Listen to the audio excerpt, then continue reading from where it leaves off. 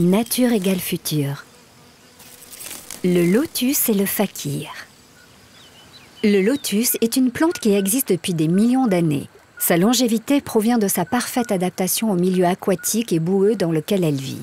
Quand une goutte d'eau tombe sur une feuille de lotus, elle s'aplatit puis se rétracte pour ensuite rebondir et rester sphérique. C'est pourquoi elle glisse sur la surface de la feuille sans la mouiller. Ce phénomène s'appelle l'effet lotus et la surface qui a cette particularité est désignée comme hydrophobe.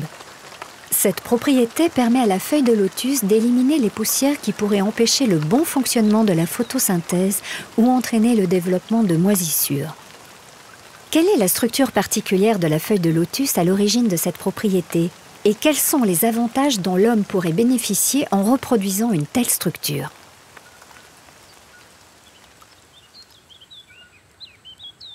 Au microscope électronique, lorsqu'on regarde la feuille de lotus, qui apparaît d'abord comme étant lisse, ce que l'on voit apparaître, c'est tout un tas de petites microcollines sur la feuille.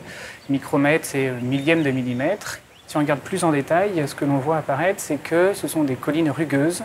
Et il y a une deuxième rugosité à une échelle encore plus petite, au nanomètre. Les collines sont réparties de manière aléatoire. Ce sont des cellules par rapport à la feuille, et les nanorugosités sont des cristaux de cire que la plante fait croître sur la surface de la feuille. Pour avoir de la mobilité, il faut que la goutte soit posée sur ces microstructures. Elle va rester dans un état fakir, c'est-à-dire que c'est comme un fakir qui est posé sur la surface de ses clous. Il y a essentiellement sous la goutte en fait de l'air. C'est une interface qui est composée à la fois de liquide air et liquide solide.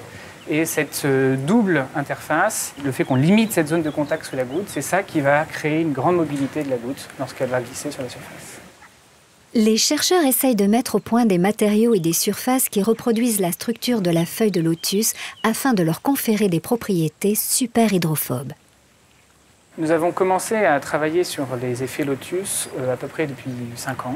Nous avons travaillé sur comment ajouter sur la surface du verre des microstructures. Ces surfaces qui sont en fait structurées à plusieurs échelles sont compliquées à faire car actuellement il n'existe pas un seul procédé pour faire tout de suite une structuration à ces différentes échelles. Donc on est obligé de combiner les approches, combiner les procédés et faire en sorte que ces procédés soient compatibles les uns avec les autres.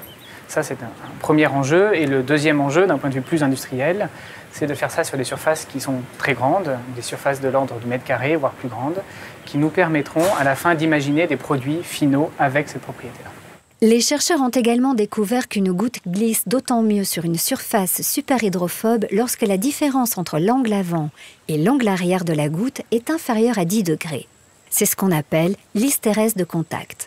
En jouant sur l'organisation et la disposition des microcollines artificielles, on peut mieux contrôler cette hystérèse de contact et fabriquer des surfaces plus glissantes et plus performantes. Les applications sont excessivement variées. Dès qu'il y a une interaction entre l'eau et une surface, on peut venir contrôler l'eau sur la surface.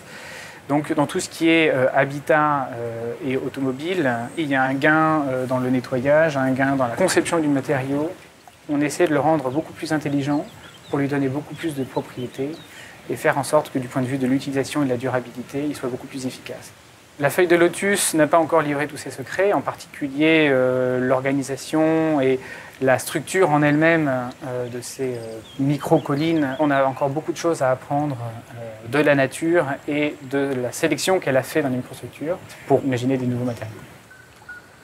Mieux comprendre les structures issues du monde végétal comme celle de la feuille de lotus permet d'envisager de nouveaux matériaux utiles pour l'habitat et les transports, mais aussi pour le domaine médical et le monde industriel.